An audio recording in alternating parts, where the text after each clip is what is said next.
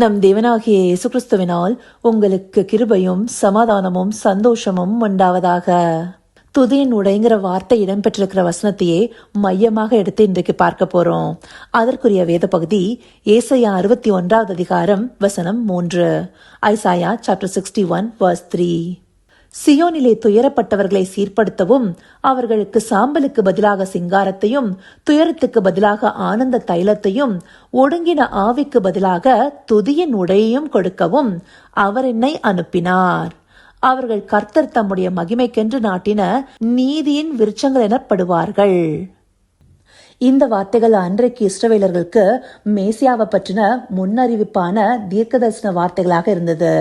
இந்த வார்த்தை அவங்களுக்கு மாத்திரம் அல்ல, நமக்கும் பொருந்தினதாகவே இருக்கும்.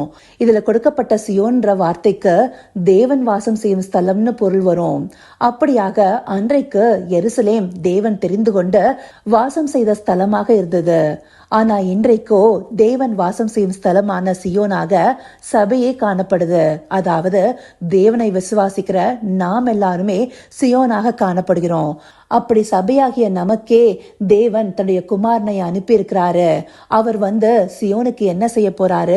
துயரப்பட்ட ஜனங்களுக்கு சுவிசேஷத்தை அறிவித்து அவரே இரட்சகர் என்று உணர செய்து சபையாக மாற்றி நம்மை சீர்படுத்தவும், நமக்கு சாம்பலுக்கு பதிலாக சிங்காரத்தையும், பாவத்தின் அநீதத்தினால சாம்பல் பூசப்பட்ட நமக்கு தேவன் பரிசுத்த அலங்காரம் என்னும் சிங்காரத்தை தந்திருக்கிறாரு. அது மாத்திரம் இல்லாம இந்த உலகத்தின் பாவத்துல சிக்கொண்டு துயரத்துல மூழ்கி போயிருந்தவங்களுக்கு தேவன் ஆனந்த தைலத்தினால அபிஷேகம் பண்ணுவிக்கிறாரு.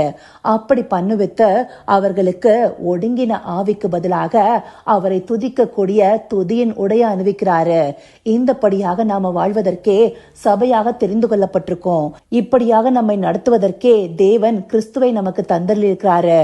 அப்படியாக அனுப்பப்பட்ட அவர் நமக்காக எல்லாவற்றையும் செய்து முடித்து நம்மை அவர் திரு ரத்தத்தின் மூலமாக மீட்டு கொண்டார். அப்படி மீட்டு கொள்ளப்பட்ட நாம பாவத்தின் இடத்தை விட்டு நீதி என்னும் இடத்திற்கு மாறுறோம்.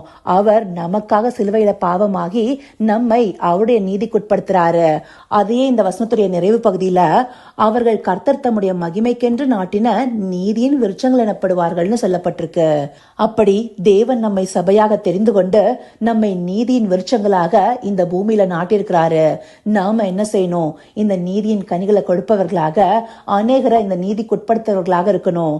அப்படியான வாழ்க்கை வாழ்ந்து அநேகர் மூலமா நாம துதி உண்டு பண்ணி நம்முடைய வாழ்க்கையும் துதியாக பிரதிபலிக்கும் போது தேவன் நம்ம மேல பிரியப்படுவாரு.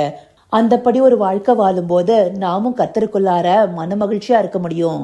இதே அதிகாரம் 10வது வசனத்தை எடுத்துட்டோம்னா, கர்த்தருக்குள் பூரிப்பாய் மகிழ்கிறேன், என் தேவனுக்குள் என் ஆத்துமா கலிகூர்ந்திருக்கிறது. மணவாளன் ஆபரணங்களினால் தன்னை அலங்கரித்துக் கொள்கிறதற்கும் மணவாட்டி நகைகளினால் தன்னை சிங்காரித்துக் கொள்கிறதற்கும் ஒப்பாக அவர் ரட்சிப்பின் வஸ்திரங்களை எனக்கு உடுத்தி நீதியின் சால்வையை எனக்கு தரித்தார். இந்த வசனத்துல சொல்லப்பட்டிருக்கப்படி கர்த்தருக்குள்ளார நாம மனமகிழ்ச்சியா இருந்த மணவாளனுக்கு ஏற்ற ஆபரணமாக மாறணும். அப்படிப்பட்ட மணவாட்டி சபையாக ரட்சிப்பின் வஸ்திரங்களை உடுத்திக்கொண்டு நீதியின் சால்வையை தரித்திருக்கிறோமா? இப்படியான ஆயத்தத்தோடு நாம காணப்படும் போது நம்முடைய மணவாளனாகிய கிறிஸ்து வந்து நம்மை மீட்டு கொண்டு போவார். இந்தப்படியான ஆயத்தத்தோடு நாம காணப்படுவதற்கு அவர் கொடுத்த துதியின் உடைய அணிந்தவர்களாக அவரை துதித்து புகழ்ந்து மகிழ்ந்து அவருக்குள்ளார களி கூறணும். நீதியின் கனி கொடுப்பவர்களாக இருக்கணும். ரட்சிப்பின் வஸ்திரத்தை உடுத்தி கொண்டவர்களாக இருக்கணும்.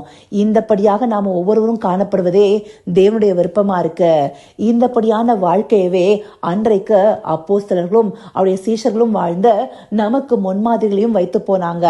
அவர்கள் மூலமா சுவிசேஷ நற்செய்தியை நாம கேட்டு அதன்படி நடக்கிறோமா? இதை நாம நிதானிச்சு பார்க்கணும். இந்தப்படியான வாழ்க்கைய தேவன் வாசம் செய்யும் சியோன் எனும் சபையாகிய நாம வாழ்வதற்கே இந்த பகுதிகள் நமக்கு காண்பிக்கப்பட்டிருக்கு. இதை உணர்வுள்ள இருதயத்தோடு பார்த்து நம்முடைய மணவாளனுடைய வருகைக்கு காத்திருந்த துதியினுடைய அணிந்தவர்களாக நீதியின் கனிகள் கொடுக்க அவரை நோக்கி பார்ப்போமா? கர்த்தாவே, தேவாதி தேவனே, உமக்கே இந்த வேளையில் நன்றி செலுத்துகிறோம் ராஜா. அப்பா, உம்முடைய நீதியின் விருட்சங்களாக நாட்டப்படவே தேவரீர் எங்களை தெரிந்து கொண்டிருக்கிறீங்க. அதற்காகவே சாம்பலுக்கு பதிலாக சிங்காரத்தையும், துயரத்திற்கு பதிலாக ஆனந்த தைலத்தையும், ஒடுங்கின ஆவிக்கு பதிலாக துதியின் உடையும் தேவரீர் எங்களுக்கு தந்தரிருக்கீங்க. இதை பெற்றுக்கொண்ட நாங்க உமக்குள்ளார ஸ்திரப்பட்டு உம்மில் மகிழ்ந்து களி கூறும்படியாக உமக்கேற்ற நீதியின் கனிகளை கொடுக்கணும் ராஜா. ஆம் ராஜா, அந்தப்படியான ஒரு வாழ்க்கை வாழ்வதற்கே சியோன் ஆகிய சபையை நீங்க தெரிந்து கொண்டிருக்கீங்கிறத நாங்க உணர்ந்து கொண்டு நடக்கணும் ராஜா. அப்படிப்பட்ட உணர்வுள்ள இருதயத்தை தேவரீர் எங்களுக்கு தந்தரலுங்க. அப்படியே நீங்க அருளி செய்ய போகிற கிருபைக்காய் நன்றி. சகலவித துதி, மகிமை, கனம் யாவும் ஒருவருக்கே செலுத்துகிறோம். இயேசு கிறிஸ்துவின் மூலமாய் வேண்டிக் கொள்கிறேன் பிதாவே. ஆமேன், ஆமேன்.